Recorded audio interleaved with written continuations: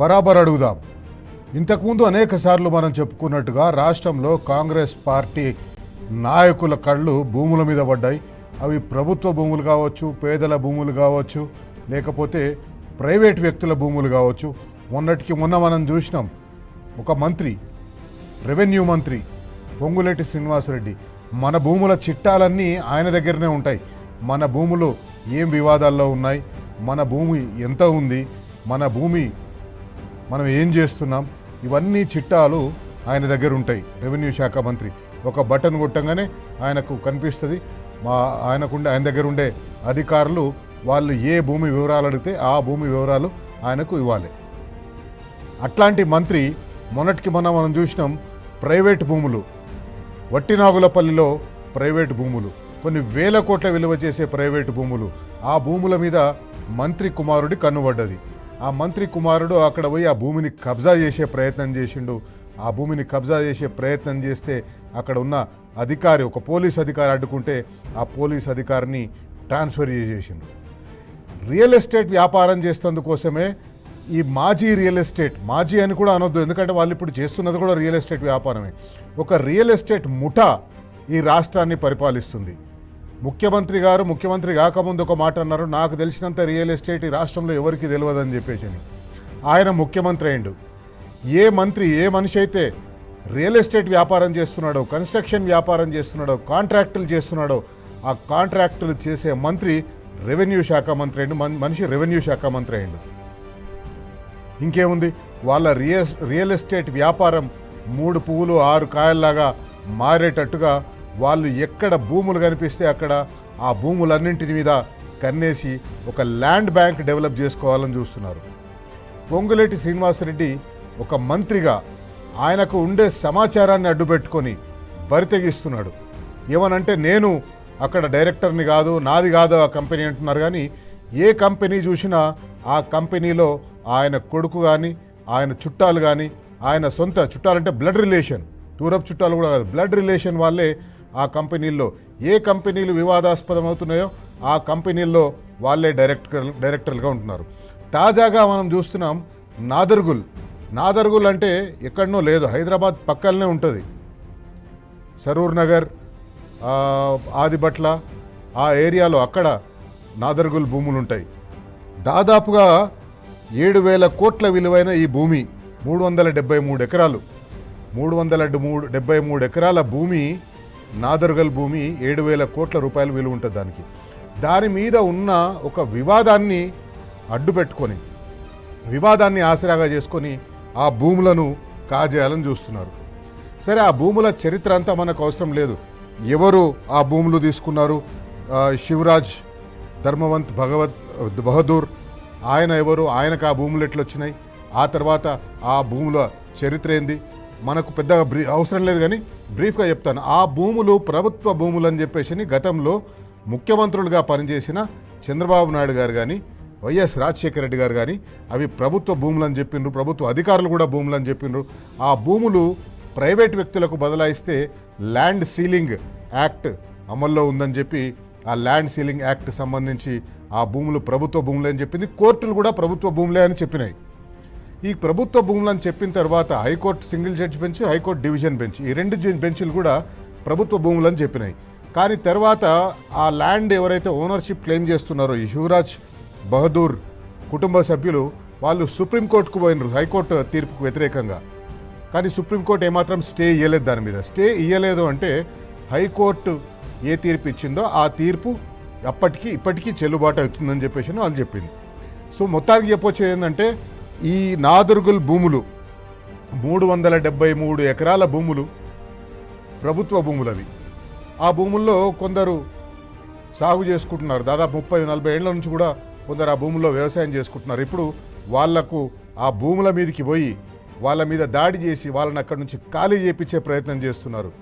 వాళ్ళ పొలాలు అక్కడ ఉంటే, మీరు చూస్తున్నారు టీవీ స్క్రీన్ మీద, వాళ్ళ పొలాలు అక్కడ ఉంటే వాళ్ళను పొలాలకు పోనీయకుండా ఆ బ్లూ షీట్లు కట్టేసేస్తున్నారు.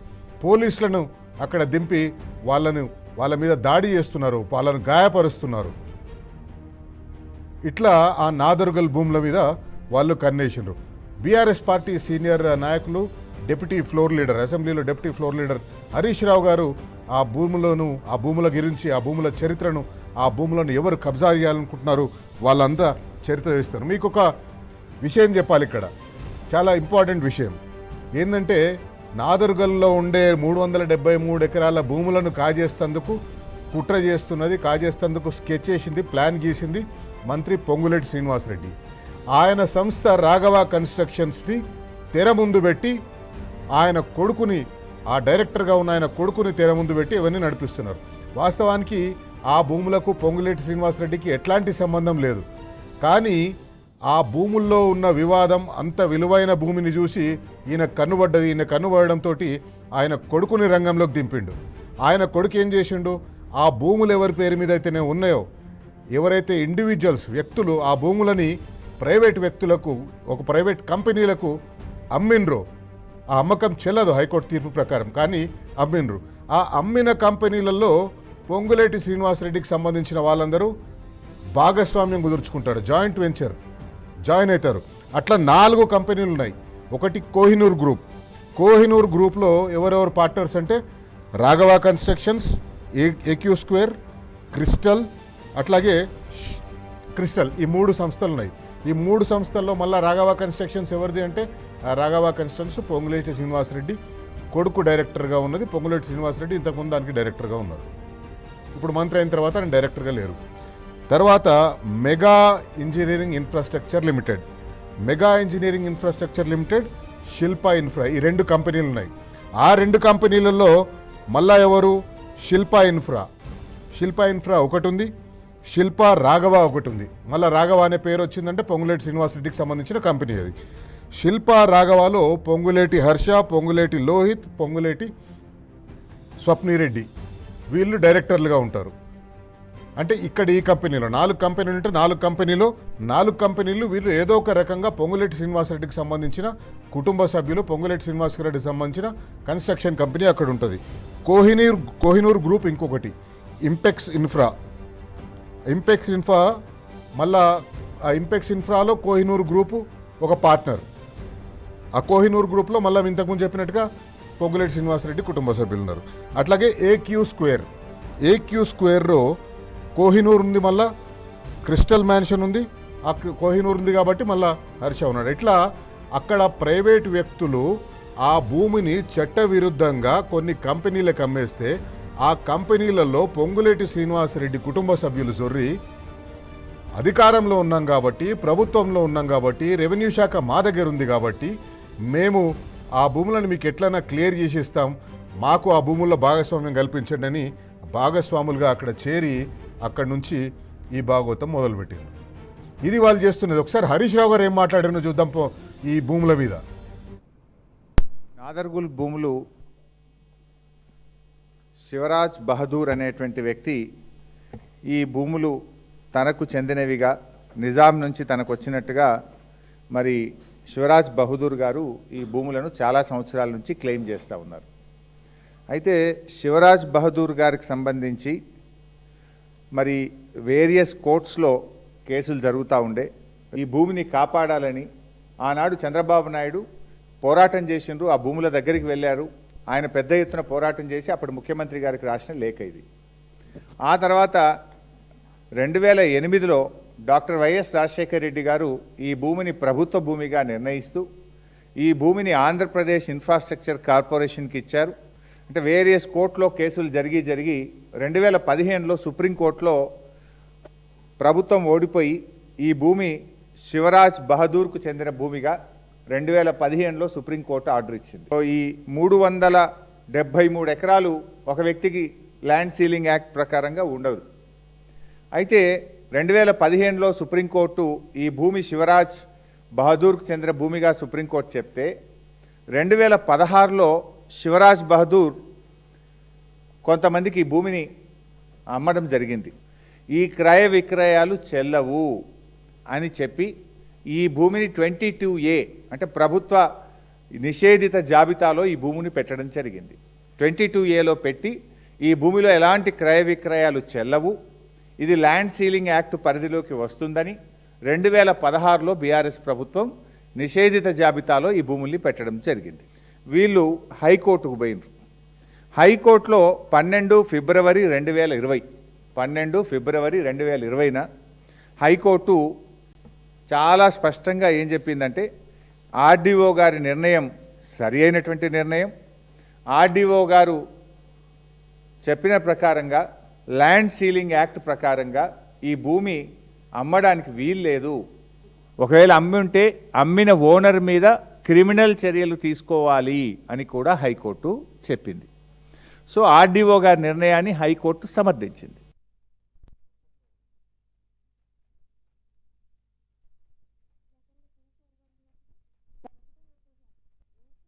చేసినా ప్రజలకు ఇబ్బంది లేకుండా చూసుకోండి. నిజంగా ప్రజలకు ఇబ్బంది అయితే ఇమీడియట్ గా నాతో చెప్పండి, దాన్ని ఎట్లా చేయాలో చూస్తానని చెప్పేవాళ్ళు. కానీ ఈ రోజు ఎట్లా ఉందంటే ప్రజలు ఎటన్నా పోనీ ఏమన్నా కానీ మా ఖజానా నిండితే చాలన్న లెవెల్ ఈ ప్రభుత్వం పనిచేస్తుంది అనేది వాస్తవం. కళ్ళకు కట్టినట్టు కనిపిస్తుంది మనకు. అసలు నిజంగానే మొన్న ఒక సోదరుడు మాట్లాడుతూ చెప్పినాడు, సూర్యుడి చుట్టూ భూమి తిరుగుతుంది అంటారు, భూమి చుట్టూ రేవంత్ రెడ్డి తిరుగుతున్నాడు అని చెప్పాడు. వాస్తవమే. ఎక్కడ భూమి ఉన్నా కూడా అక్కడ గద్దల్లాగా వాలిపోతా ఉన్నారు. మేము అసలు రోజు మాట్లాడుతున్నాం, అసలు ఏం జరుగుతుంది అసలు రాష్ట్రంలో. రాష్ట్రం పాలన వదిలేశారు. ఎవరేమన్నా కానీ ఏమన్నా అయిపోయింది, వాళ్ళు అనుకున్న ఎజెండా పూర్తి చేసుకోవడానికి మాత్రమే ప్రభుత్వం ఉన్న పెద్దలు పనిచేస్తున్నారు తప్పిస్తే రాష్ట్రం అభివృద్ధి కోసమో ప్రజల మేలు కోసమో పనిచేయాలనే ఆలోచన ఈ ప్రభుత్వానికి లేదని తేటతెల్లమైంది. ఖచ్చితంగా మనము ఇదొక్క కిషన్ రెడ్డి గారి నియోజకవర్గానికి సంబంధించిన మార్కెట్ కాదు, ఇది మన రాష్ట్రానికి తలమానికంగా ప్రపంచంలోనే బెస్ట్ సౌకర్యాలతో చేయాలనే ఆలోచన కేసీఆర్ గారు చేశారు. కాబట్టి మనందరి ఆలోచన ఈ మార్కెట్ ఇట్లాగే ఉండాలి. దీన్ని కాపాడుకోవడానికి అందరం కూడా గొంతెత్తి మాట్లాడాలి. తప్పకుండా ఏ చిన్న ఇబ్బంది వచ్చినా మనం ఇక్కడ వాలిపోవాలని మాత్రం మరొకసారి మనవి చేసుకుంటూ, ఇంకా 2.5 సంవత్సరాలు ఉంది. 2.5 సంవత్సరాలు మనం ఈ మార్కెట్ స్థలాన్ని ఇట్లాగే కాపాడుకుందాం. అక్కడున్న రైతులకు కూడా న్యాయం జరిగిందాక అక్కడ కూడా చూద్దాం.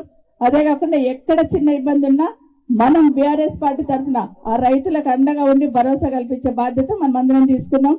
ఈ మార్కెట్ ఇక్కడే రావాలి. ఇంత మంచి మార్కెట్ కి డబ్బులు కట్టి ఆ రోజు మార్కెటింగ్ శాఖ మంత్రి హరీష్ రావు గారు, కేసీఆర్ గారు, గౌరవ ముఖ్యమంత్రి గారు ఒక డైరెక్షన్ ఇచ్చి కిషన్ రెడ్డి గారు ఇక్కడే ఉండి అందరినీ కన్విన్స్ చేసి ఇదంతా లెవెల్ చేసి ఇక్కడ షెడ్స్ చేసి, ఎందుకంటే అక్కడ గడ్డన్నరం మార్కెట్ లో చాలా మంది వ్యాపారం చేసుకుంటున్న వాళ్ళు నా కాన్స్టిట్యూన్సీలు కూడా ఉన్నారు, అందరు ఇక్కడికి వచ్చిన్నారు. అందరం కూడా ఆలోచించినాం, చాలా మంచి మార్కెట్ వస్తుంది, ఈ ట్రాఫిక్ ఇదంతా ఉండదు, ఒక సిస్టమేటిక్ డెవలప్మెంట్ అవుతుందని ఆలోచించినాం. కానీ తీరా చూస్తే 2 సంవత్సరాలు అయిపోయింది. కనీసం ఇక్కడ ఏమైనా చేయాలన్న ఆలోచన లేకుండా ఈ భూమిని ఎట్లా అమ్ముకోవాలన్న ఆలోచన మాత్రమే ప్రభుత్వంలో ఉన్న పెద్దలు చేస్తా ఉన్నారు. దాన్ని ఎట్టి పరిస్థితుల్లో జరగనీయకుండా మన మార్కెట్ ఇది, మన కోసం మన పిల్లల భవిష్యత్ కోసం వస్తున్న మార్కెట్ని కాబట్టి ఖచ్చితంగా కాపాడుకుందామని తెలియ. రైట్, ఇది నాదర్గుల్ భూముల సంగతి. నాదర్గుల్ భూములో 373 ఎకరాల మీద కన్నుబడ్డది ప్రభుత్వానిది. కాబట్టి అక్కడ అధికారంలో ఉన్నారు కాబట్టి, రెవెన్యూ శాఖ మంత్రి కాబట్టి ఆయన ఏం చేసిందంటే ఆయన ఆ భూములు ఎట్లయినా కబ్జా చేయాలని చెప్పేసి ఆయన కంపెనీలు, బేనామీ కంపెనీలు అన్నింటి పేరు మీద అక్కడ పోయి ఆ భూముల మీద కన్నేసిండు. కొత్తగా ఇప్పుడు మళ్ళీ ఇంకొకటి ఏంటంటే, కొత్తగా ఏం కాదు, అధికారంలోకి వచ్చిన కొద్ది నెలల లోపలనే వీళ్ళు ప్రభుత్వంలో ఎక్కడెక్కడ ఏమేమి భూములు ఉన్నాయి, ఏమేమి పెద్ద పెద్ద భూములు ఉన్నాయి, ఆ భూములని మనం ఎట్లా కబ్జా చేసేయాలా, ఆ భూములను మనం ఎట్లా మన ఖాతాలో వేసుకోవాలని చెప్పేసి ప్రయత్నం చేస్తున్నారు.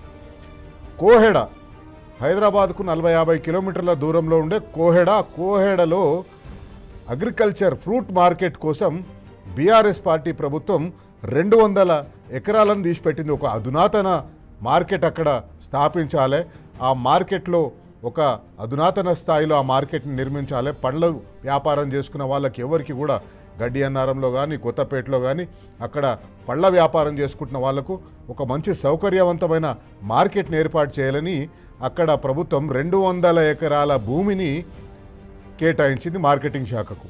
మార్కెటింగ్ శాఖ అక్కడ ఆ భూమి కోసం 350 కోట్ల రూపాయలు బ్యాంకులో పెట్టింది. మార్కెటింగ్ శాఖ భూములు ఉన్నాయి.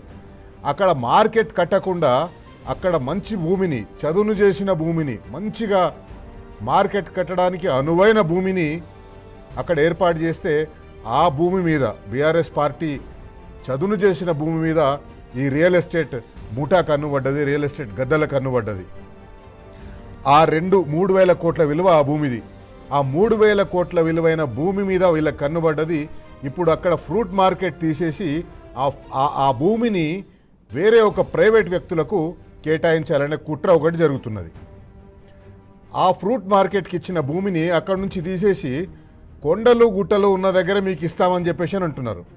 మళ్ళా అక్కడ దాన్ని చదును చేయాలా, దాన్ని ఫ్రూట్ మార్కెట్ ఏర్పాటు చేసేగా చేయాలంటే ప్రభుత్వం కొన్ని 100 కోట్ల రూపాయలు ఖర్చు పెట్టాలి.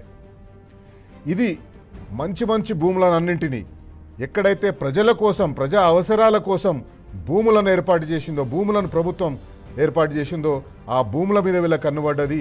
రియల్ ఎస్టేట్ వ్యాపారం చేసుకోవడం కోసం ఈ రియల్ ఎస్టేట్ ముఠా, దండుపాల్యం ముఠా కాదు, రియల్ ఎస్టేట్ ముఠా కూడా, ఈ రియల్ ఎస్టేట్ ముఠా కన్నుబడ్డది. అక్కడికి పోయి వాళ్ళంతా చేస్తున్నారు.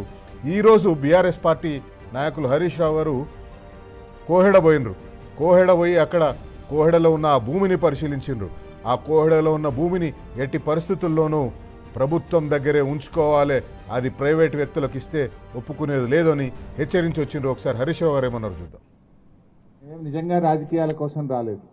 సమస్య రైతులది, ఒకరిదా ఇద్దరిదా కాదు. ఈ రాష్ట్రంలో ఉండే లక్షలాది మంది రైతుల భవిష్యత్తుకు సంబంధించినటువంటి సమస్య. ఏ ముఖ్యమంత్రి అయినా, ఏ ప్రభుత్వం అయినా ప్రజల కోసం పనిచేయాలి, రైతుల కోసం పనిచేయాలి తప్ప దళార్ల కోసమో వ్యాపారుల కోసమో పనిచేయకూడదు.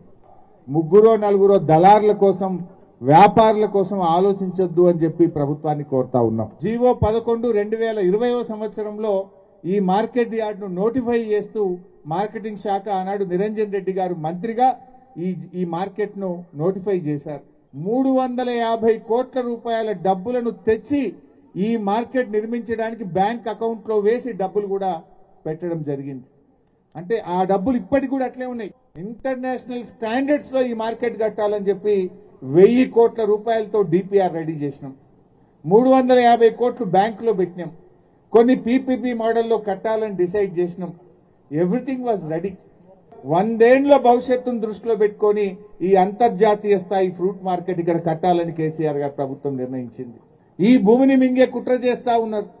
ఈ భూమిని మాయ చేసే ప్రయత్నం చేస్తా ఉన్నారు. ఈ 200 ఎకరాలంటే ఇందాక సబితక్క అన్నారు, కిషన్ అన్న అంటున్నాడు ఇక్కడ 15 కోట్లకు ఎకరం ఉంటుంది సార్ అంటున్నారు. అంటే ఈ 200 ఎకరాలు అంటే 3000 కోట్ల విలువ కలిగిన భూమి. ఈ 3000 కోట్ల విలువ కలిగిన భూమిని టీజీఐఐసికి ఇచ్చి అక్కడి నుంచి తమ అనుయాయులకు కట్టబెట్టే ప్రయత్నం. మొన్ననే వచ్చిందట ఎవరో మద్రాసుకి వెళ్ళి బంటి చెప్తుండే, లీలా హోటల్లో చాలా లీలాలు జరిగినాయి అని చెప్తుండే. కేరళకి వెళ్ళి ఎక్కడి నుంచి ఎవరో వచ్చి భూమి చూసిపోయారట ఆల్రెడీ. నేను అంటున్నా, రేవంత్ రెడ్డి గారు ఈ మార్కెట్ కడితే ఇక్కడ దాదాపు రోజు 25-30 వేల మంది రైతులు వస్తారు కదా. రోజు 25,000-30 వేల మంది రైతుల భవిష్యత్తు ముఖ్యమా? నువ్వు ఈ భూమిని 4 కంపెనీలకో 4 దళారులకో అడ్డదారిన కట్టబెట్టడం ముఖ్యమా? రైట్, అందుకే బరాబర్ అడుగుదాం. టీ న్యూస్ పక్షాన, తెలంగాణ ప్రజల పక్షాన, నాదర్గుల్ భూముల్లో వ్యవసాయం చేసుకుంటున్న వారి పక్షాన, కోహెడ ఫ్రూట్ మార్కెట్ కోసం ఎదురు చూస్తున్న పళ్ళ వ్యాపారుల పక్షాన, అట్లాగే లగచర్ల గిరిజనుల పక్షాన, ప్రైవేటు భూములను కబ్జా చేస్తున్నారు వాళ్ళ పక్షాన బరాబర్ అడుగుదాం. బరాబర్ అడుగుదాం. ప్రజాపాలన తెస్తామన్న పాలకులారా, ప్రజాపాలన తెస్తామన్న భూబకాసురులు బరితెగిస్తున్నారు. ప్రభుత్వ భూములు, ప్రైవేట్ భూములు, పేదలు సాగు చేసుకుంటున్న భూములను కూడా విడిచిపెడతలేరు. మీ రియల్ ఎస్టేట్ వ్యాపారం కోసమేనా మీరు కుర్చీలో కూర్చున్నది? బరాబర్ అడుగుదాం. హిల్ట్ పేరుతోటి, ఫ్యూచర్ సిటీ పేరుతోటి, పరిశ్రమల పేరుతో భూములు గుంజుకుంటున్నారు. యూనివర్సిటీల భూములు గుంజుకోవాలని చూస్తున్నారు. పేద బడుగు బలహీన వర్గాల భూములు మూసి ప్రక్షాళన పేరుతో గుంజుకోవాలని చూస్తున్నారు. గుంజుకోవడం, అమ్ముకోవడం ఇదేనా మీకు తెలిసిన పని? ఇందుకోసమేనా మీకు ప్రజలు ఓట్లేసింది? బరాబర్ అడుగుదాం. రెవెన్యూ శాఖని ఇక్కడ పెద్ద రాజకీయం కూడా ఉంది. కాంగ్రెస్ పార్టీలో అంతర్గత రాజకీయాలు కూడా ఇక్కడ ఇమిడున్నాయి. రెవెన్యూ శాఖను తన జేబులో పెట్టుకున్న పొంగులేటి శ్రీనివాసరెడ్డి ఇప్పుడు మున్సిపల్ శాఖ మీద కన్నేసిందంట. మున్సిపల్ శాఖ కూడా తన దగ్గర ఉంటే ఇంకా తాను కావాల్సినంత రియల్ ఎస్టేట్ చేసుకోవచ్చు అని మున్సిపల్ శాఖ మీద కూడా కన్నేసిందంట. కానీ ఇప్పుడు ఆ మున్సిపల్ శాఖ ముఖ్యమంత్రి దగ్గర ఉంది. అయితే ముఖ్యమంత్రి ఏం చేసిండు? నేను మున్సిపల్ శాఖని ఇచ్చేది లేదు, నీ రెవెన్యూ శాఖ నీ దగ్గర ఉంది, నీకు కావాల్సింది ఏమన్నా చేసుకో అనే ముఖ్యమంత్రి చెప్పినట్టుంది. అందుకేనా బరి తెగించి భూ కబ్జాలకు తెగబడుతున్నాడు పొంగులేటి శ్రీనివాసరెడ్డి. రాష్ట్ర ప్రజలకు ఎందుకు ఈ కష్టాలు? ఢిల్లీకి మూటలు గట్టనికే మాకెందుకు ఈ కష్టాలు? మేమెందుకు కష్టం పడాలి? బరాబర్ అడుగుదాం.